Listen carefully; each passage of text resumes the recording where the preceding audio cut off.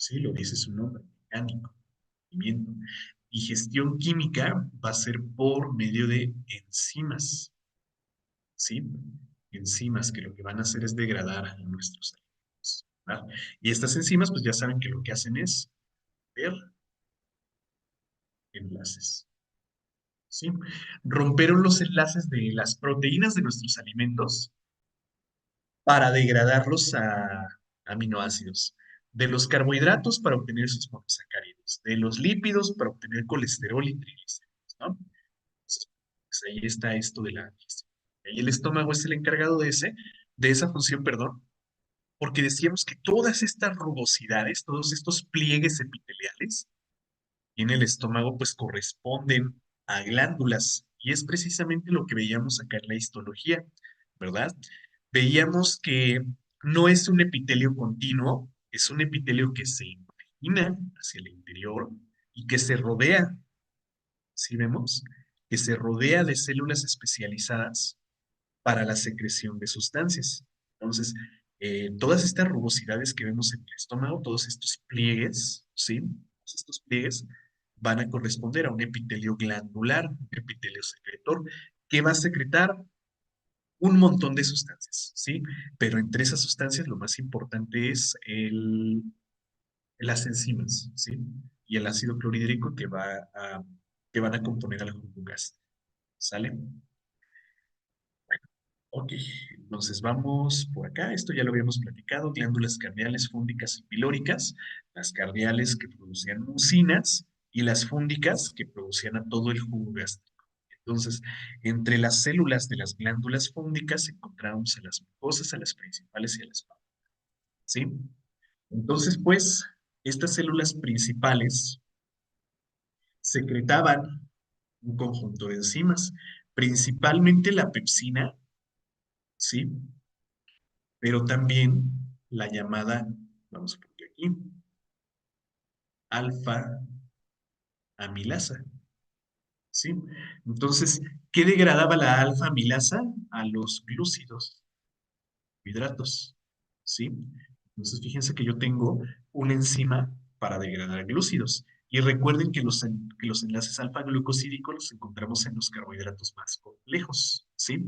Porque se acuerdan que en la cavidad oral, en la boca, lo que se producía era la beta amilasa, ¿sí? Que hacía la beta amilasa romper los enlaces beta de los carbohidratos más simples, ¿sí?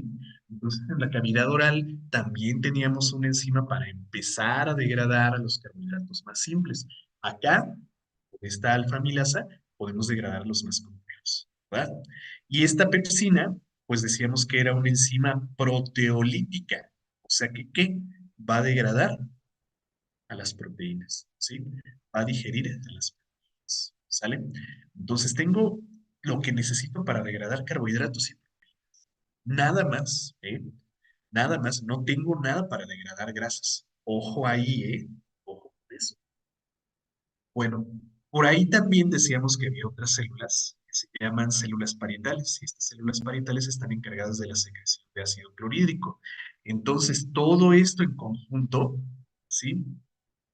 El ácido clorhídrico, el ácido clorhídrico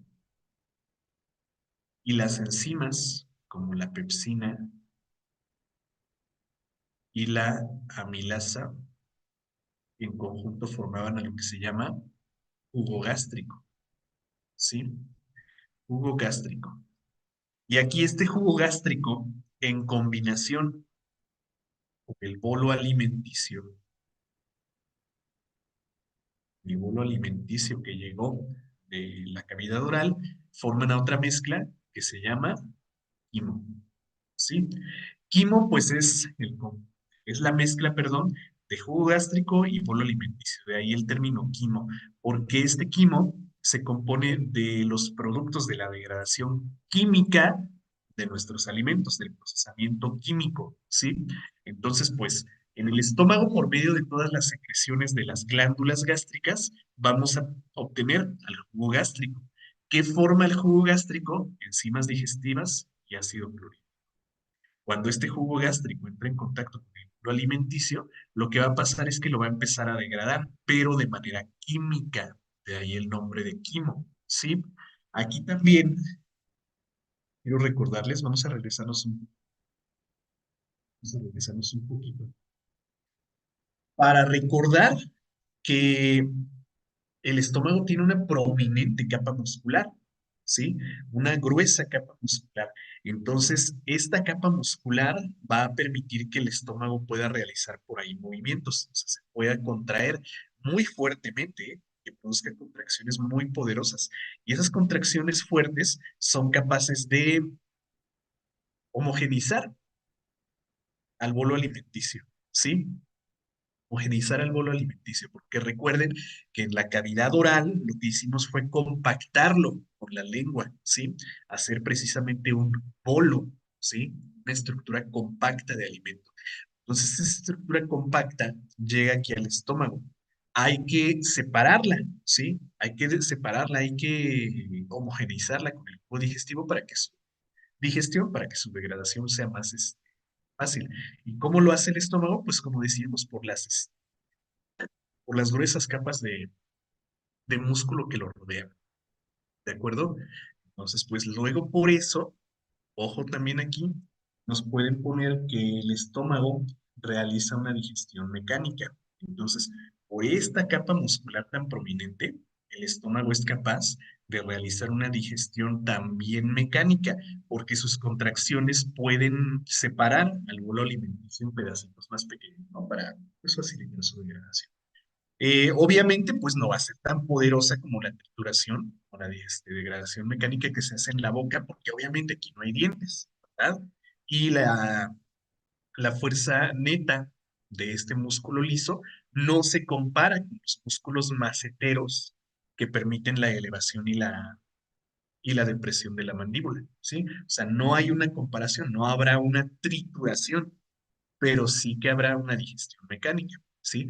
Y repito, esto gracias a los haces de músculo que rodean al estómago. Entonces, mucho ojo con esto, porque luego sí nos llegan a confundir con esto en el examen. Ojo ahí con eso, chicos. Bueno, a ver, la digestión química empezaba cuando el bolo alimenticio ingresa al estómago.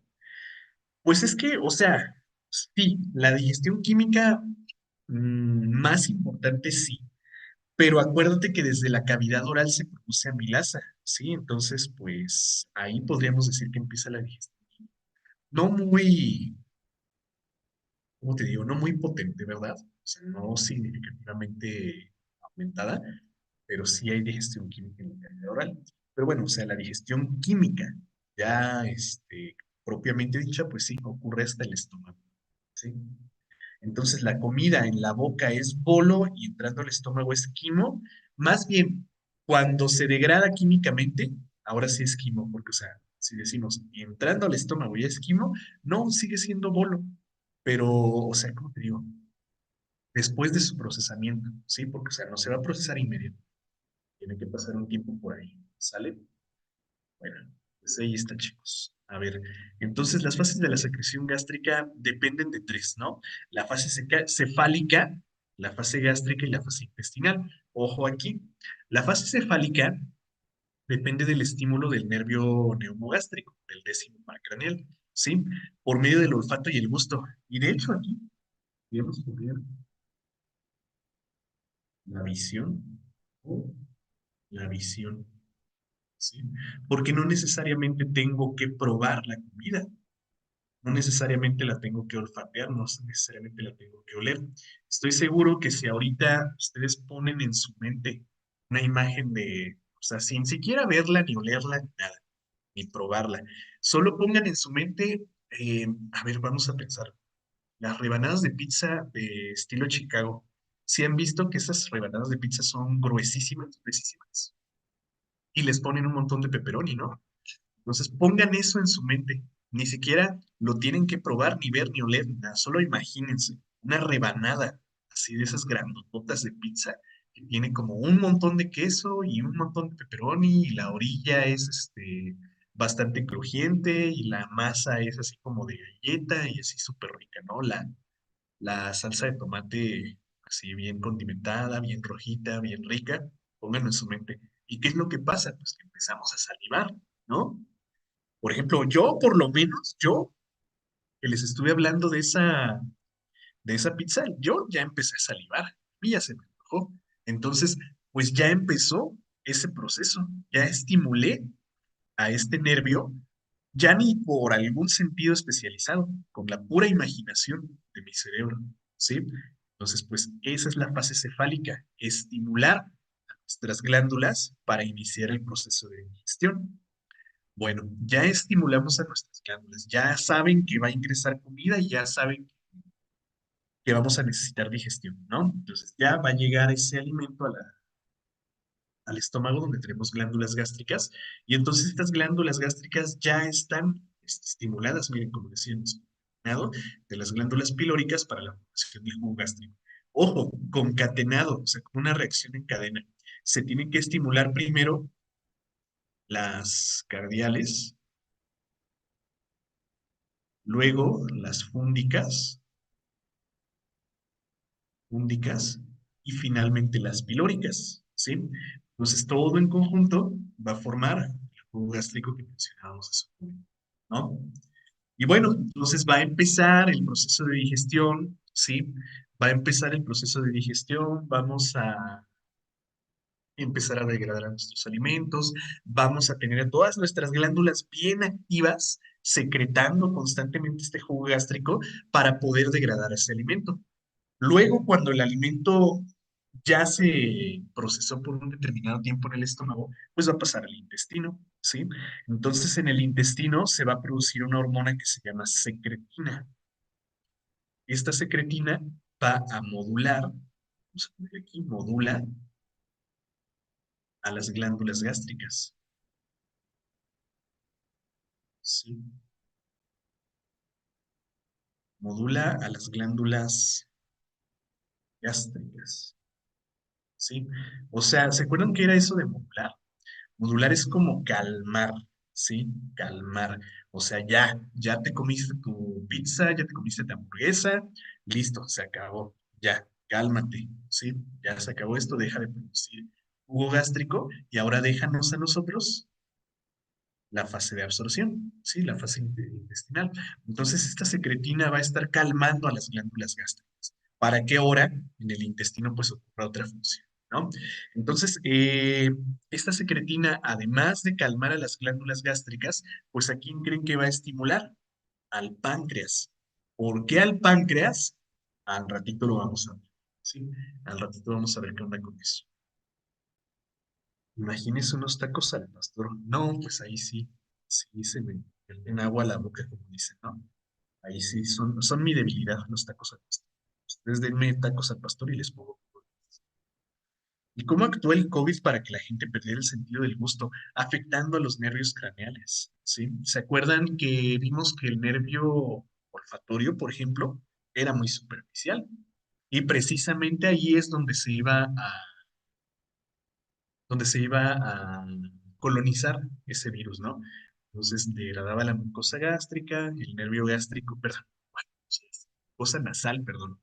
Degradaba la mucosa nasal, el nervio nasal, el nervio olfatorio, es el que se degradaba ahí, y bueno, perdíamos el olfato. Y lo mismo con la lengua. Recuerden que las glándulas gustativas, las papilas gustativas también son muy superficiales. Vamos a poner por acá recordar pues la imagen, ¿sí? Yo creo que recuerdan cómo es de superficial el nervio olfatorio, ¿no? Entonces vean que estas neuronas aferentes, ¿sí? Que reciben el gusto también están dentro de una mucosa. Entonces ese virus colonizaba también estas células, degradaba estas células y se lesionaban los nervios. Por eso se pierde el gusto, ¿sí? Coloniza las células sustentaculares de ese nervio. A ver, ¿dónde íbamos? Acá, ¿sí? Ok, entonces, la fase intestinal ya es calmar a las glándulas gástricas y estimular ahora al páncreas. Porque al páncreas les digo más tarde, lo vamos a ver. ¿Sale? Ok, bueno, aquí les dejo una diapositiva de importancia clínica. Aquí les hablo sobre la Helicobacter pylori. Muchos mexicanos cruzamos por una gastritis que suele ser crónica. Siempre tenemos gastritis. Y nosotros pensamos, pues el omeprazol lo va a calmar. Y sí, la calma, porque el omeprazol lo que hace es inhibir a las bombas de protones de las células parietales. Entonces no entran protones para formar ácido clorhídrico y no hay acidez estomacal, ¿verdad? Pero resulta que muchos mexicanos cruzamos al mismo tiempo una infección por esta bacteria, pylori, y muchas personas, sí, muchas personas se tratan para una gastritis causada por el ácido clorhídrico, cuando en realidad esa gastritis es causada por la degradación de la capa de mucina por parte de esta bacteria, ¿sí? Porque recuerden que la mucina protege al estómago, a la mucosa gástrica, pues, del propio jugo gástrico, ¿sí? Y también la va a proteger de estas bacterias. Si estas bacterias logran colonizar la mucosa gástrica a nivel del píloro, ahí su nombre, pylori, logran colonizar a nivel del píloro, pues van a empezar a degradar la capa de mucinas, ¿sí? Si acaso, acá está el píloro. Esto es el píloro. ¿Sí? Entonces van a colonizar, van a degradar la capa de mucinas y pues nuestro estómago va a estar en contacto directo, ¿sí? con, con el jugo gástrico. Entonces, el jugo gástrico va a irritar mucho a la mucosa y por eso vamos a sentir una gastritis, pero pues no es una gastritis, sino que es una infección. Entonces, si ustedes, sobre todo mujeres, esto es muy común en mujeres, es de hecho más común en mujeres que en hombres, pero si ustedes sienten que a cada rato les da gastritis, mucho ojo porque muy probablemente no sea por el contenido de su estómago, sino más bien por una bacteria. Pues vayan con un médico para que les evalúe esa situación. ¿Sí? Ahí les dejo la diapositiva para que la lean. Y aquí está una lámina de un libro para checar cuáles son las fases de la infección. Y aquí, miren, nos ponen de hecho una úlcera gástrica, que también es muy común en estos casos de gastritis. Y ahí les dejo para que la lean. Leanla, chicos, es bien interesante. Y bueno, pues aquí nos ponen etapa en la que un alimento que se incorpora al organismo es degradado física y químicamente. Bueno, pues acuérdense que el estómago, por la capa de músculos, sí es capaz de hacer una degradación mecánica, degradación física, pero sobre todo por el jugo gástrico, su digestión es química. Sería digestión, ¿de acuerdo? Ok. ¿Vamos bien hasta aquí, chicos? ¿No ha habido dudas? ¿Cuál es entonces la función del estómago? Es la digestión o la degradación. Degradación, sí, mecánica, sí, pero principalmente química por el jugo gástrico. Bueno, a ver, ¿cómo se le llamaría al bolo o el quimo cuando este está en el intestino delgado? Esa es otra mezcla. Ahorita que veamos la comparación, la composición de esa mezcla, lo vamos a ver, pero te adelanto rapidísimo. Se llama kilo, ¿sí? Kilo. Ya luego lo vamos a ver. Bueno, vamos pues con el intestino delgado, chicos. La siguiente función. Ustedes vieron, vamos a vieron que en el estómago, miren, en el estómago aquí hay otro esfínter. ¿Se acuerdan que este ya le habíamos puesto nombre? Este es el esfínter pilórico, ¿sí? Y si se fijan, es un anillo también. Es un anillo que se va a plegar y desplegar para permitir el paso de alimento, ¿sí? Entonces aquí en el alimento, perdón, aquí en el píloro, vamos a ver que el alimento, bueno, ya el quimo, va a pasar hacia el intestino delgado. Esta porción que estamos viendo aquí es el intestino. Ya a continuación del estómago viene el intestino delgado, ¿sí? Entonces, chicos, el intestino delgado tiene una longitud bastante variable de un individuo a otro. Puede medir entre unos 4 y unos 7 metros de longitud, repito, dependiendo del individuo, ¿sí? Pero indudablemente, invariablemente, siempre va a estar dividido en tres segmentos, ¿sí? el duodeno, el yeyuno y el ilion, ¿sí? Duodeno, yeyuno e ilion. Y aquí pues les quiero hacer una aclaración, ¿sí? Les quiero hacer algunas aclaraciones, porque lo dividimos de esta manera, porque sí que hay variaciones fisiológicas entre cada uno. Anatómicas no tanto, o sea, sí puedo marcar yo una definición entre estos dos primeros, pero no entre el segundo y el tercero, ¿verdad? Sí hay una división anatómica, pero no es muy clara, perdón, no es muy clara en estos últimos dos. Lo que en realidad hace la diferencia de cada uno de estos es su histología y sus relaciones anatómicas, ¿sí? Entonces, luego en los libros nos ponen, pues el intestino delgado es el encargado de absorber. Sí, una de sus funciones, pero las demás tienen otras funciones que es muy interesante destacar. Entonces, el duodeno tiene una función, el yeyuno tiene otra función y el ilion tiene otra función. Entonces, no lo reduzcan a que, el intestino delgado tiene la función de absorber y nada más. O sea, sí, pero en una porción. Y las otras dos, bueno, hay que revisar, ¿sí? Las relaciones anatómicas y la histología para entender qué onda con cada uno de esos, ¿vale? Bueno, pues aquí estamos viendo así de manera bastante superficial qué onda con esto del intestino, ¿no? El duodeno, que es cortito, el yeyuno que le sigue, y el ilion, que es el más largo de todos, ¿sale? Ahorita vamos a ver cuáles son las características de cada uno y cuál es por ende su función. Entonces, pues aquí se los tengo en texto, chicos. ¿Sí? Aquí está con el texto, pero mejor vamos a verlo por acá. Y antes de seguir, pues ustedes pueden, ustedes pueden checar que aquí el intestino delgado, junto con el intestino grueso, están a nivel de la cavidad abdominal. Entonces, recuerden que la cavidad abdominal no tiene un esqueleto que la proteja, ¿verdad? O sea, la cavidad torácica sí, pero la cavidad abdominal no. ¿Qué protege entonces a las vísceras digestivas de la cavidad abdominal y las demás en realidad? Una capa de tejido conjuntivo que se llama peritoneo. ¿Sí? Entonces aquí nosotros encontramos a esta capa de tejido conjuntivo, ¿sí? Es el peritoneo, ¿sí? El peritoneo es tejido adiposo unilocular, ¿sí? Tejido adiposo unilocular. Entonces, es grasa, pues, grasa blanca, que le llamamos grasa blanca. Que aquí se ve como amarillita, y sí, de hecho la van a ver como amarilla. En las disecciones que ustedes hagan, la van a ver como amarilla, por la cantidad de ácidos grasos que tiene, ¿no? Entonces, este peritoneo va a estar cubriendo las vísceras digestivas y va a estar pendiendo como si fuera una cortina, ¿sí? Pende de los apéndices omentales del intestino grueso, ¿sí?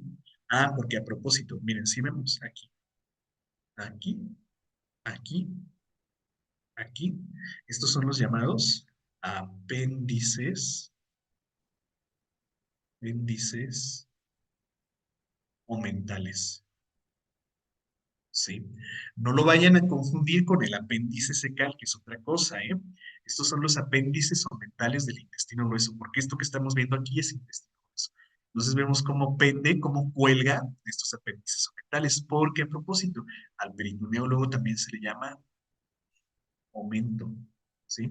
Hay algunos autores que le ponen, en vez de peritoneo, momento, ¿sí? Entonces, pende del intestino grueso por medio de los apéndices mentales, ¿sí?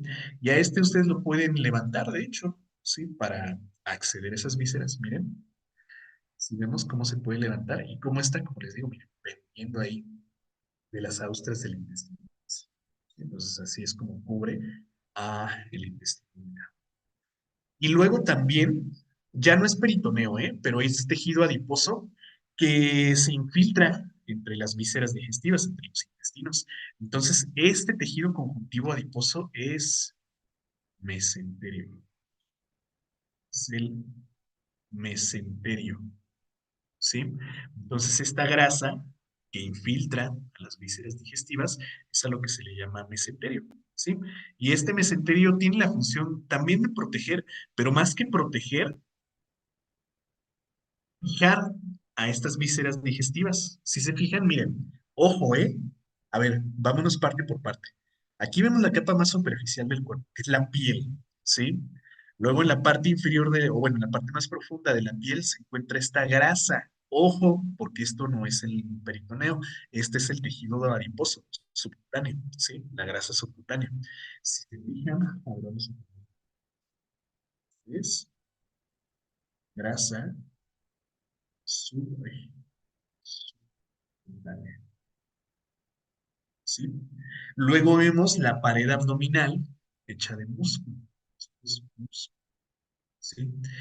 Y ya en el interior sí vemos esta capa, esta que se extiende y que está cubriendo todo toda esta pared abdominal, ¿sí? Protegiendo, mejor dicho.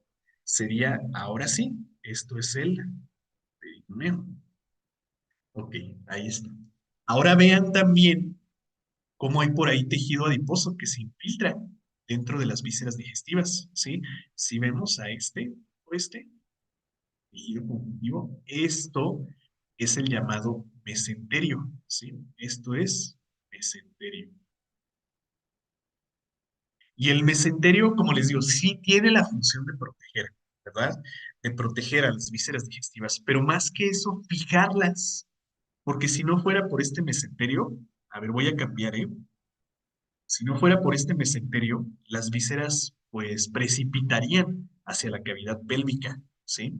Caerían hacia la cavidad pélvica. Para evitar eso, miren cómo los intestinos están colgando de este mesenterio, ¿sí? Para evitar que los intestinos vayan hacia la cavidad pélvica, se precipiten, pues se caigan, va a fijar a esas vísceras hacia la cavidad abdominal.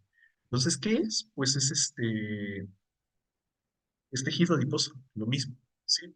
Ándale, a lo que le llaman grasa visceral, exactamente. Sí, el mesenterio es la grasa visceral. Bueno, entre otras, sí, porque, por ejemplo, está la grasa visceral, que es el pericardio también, la grasa perirrenal, la grasa de la cavidad pélvica, pues toda esa, exactamente es a la que le llaman grasa visceral, ¿sí? Entonces, vean, pues, la función del mesenterio es fijar a estas vísceras hacia la final, con excepción del duodeno, ¿eh? Al ratito vamos a ver qué, o bueno, ¿qué hora es? Uy, no, ya se nos acabó el tiempo. Bueno, mañana, nuestra clase de mañana vamos a ver qué fija el duodeno, porque si se fijan, miren, el duodeno no está fijo por mesenterio, ¿sí? Ya mañana vemos.